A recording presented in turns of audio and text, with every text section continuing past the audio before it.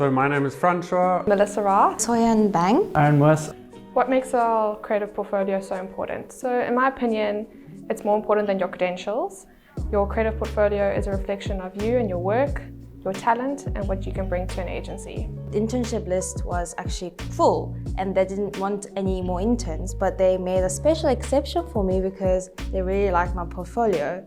So I definitely got this job because of my portfolio. So yeah, it's definitely very important and crucial. It's a platform for you to express yourself to somebody else, to kind of tell them who you are, what you kind of offer, what you're able to present to them, and how you're able to communicate different ideas and tell different stories. Of course, experience here and experience there is extremely important, especially within our industry. But at the end of the day, we work with visuals, and having something to back yourself up, like a nice portfolio, will always help your potential employer or your potential client to, in fact, hire you. So what agencies look for in a portfolio? I think the first thing that stands out is obviously beautiful work, but what we're looking for is a strong idea. A strong idea always leaves a lasting impression, and that's what kind of stands out amongst the crowd. Portfolio should actually show your personality as well, because they would want to find the people that actually fit into their own agency. So I think, yeah, that's definitely important. And to talk about work, obviously, you need to showcase the work that specializes in the job that you are applying for. And as an art director, I think it's really important to have work that pays attention to details, like no spelling mistakes, no pixelated images, and yeah, those kind of stuff.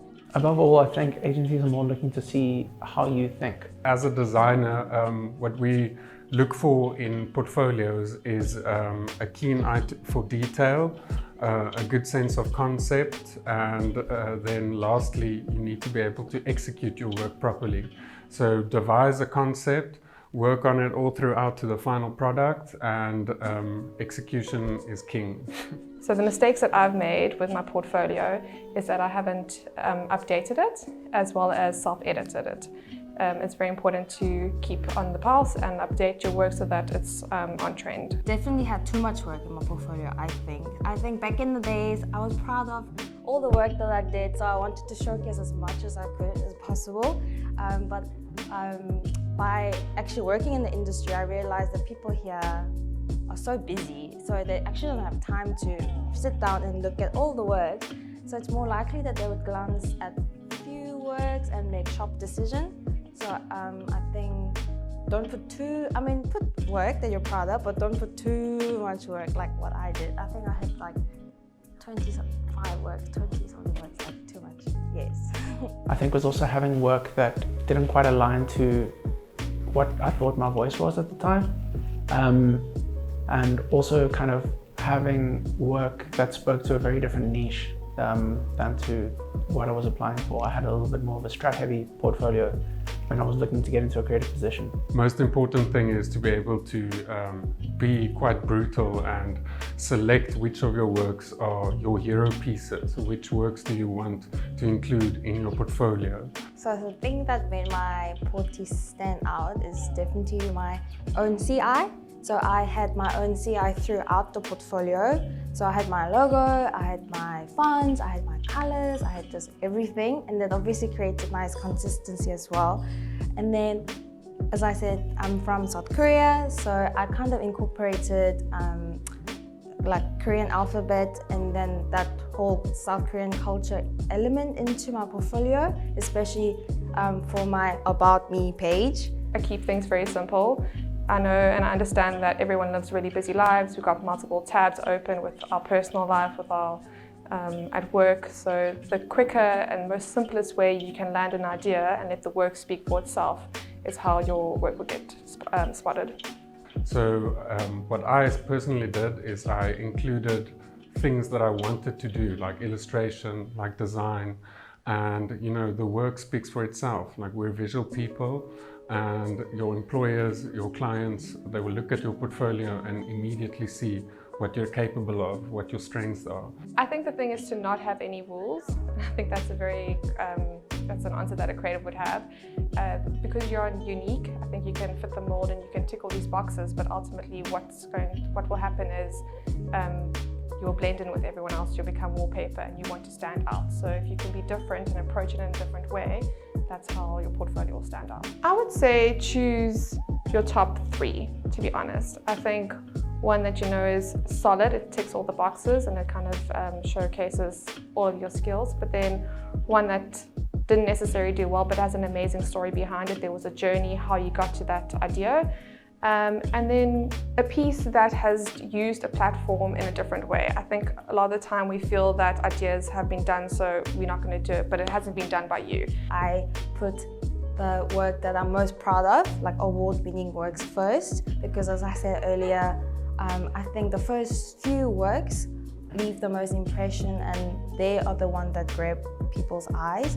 So I think that's definitely my rule that I follow, like put the work that I'm most proud of / award-winning work. And then I also have my own master layout guide that I follow. So it's like for consistency as well. I think it is so important to consider what type of work you want to do in the future and kind of create your portfolio to sell that vision and version of you. So for example, I really want to make an ad campaign that can have a positive impact in the world and have a positive input in social change and stuff like that. But then I would kind of choose the work that focus on those kind of my visions in my portfolio. So I think that's quite important, like always considering your goal. Yeah, I think the number one thing to keep in mind when making your portfolio is making sure that it's yours.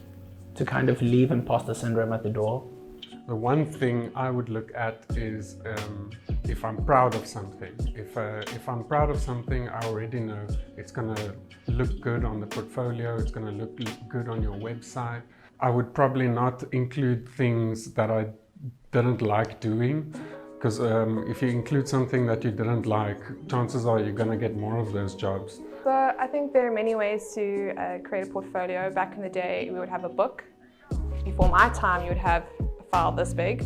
I think the most basic way to have a portfolio is to use Behance. A lot of people create websites, but I've found that through Behance you can be discovered more quickly, and that's through hashtags, that's through following other creatives' work. That would be my first place to have a portfolio. So creatives are really bad at LinkedIn, and a good place to put your Behance link is through LinkedIn, so keep everything digital. I think another way to go about your portfolio is to find a unique, fresh way to get that out to ECDs. So if you're into social media and digital, think of platforms like Instagram. If you're a coder, can you embed an interesting portfolio through coding? If your passion is design, can you do it through a packaging? Just find different ways to get your portfolio out there. It needs to speak to you and to your skills and your strengths. Keep it short and simple, and with a keen eye on detail and craft, and I'm sure you'll get that job.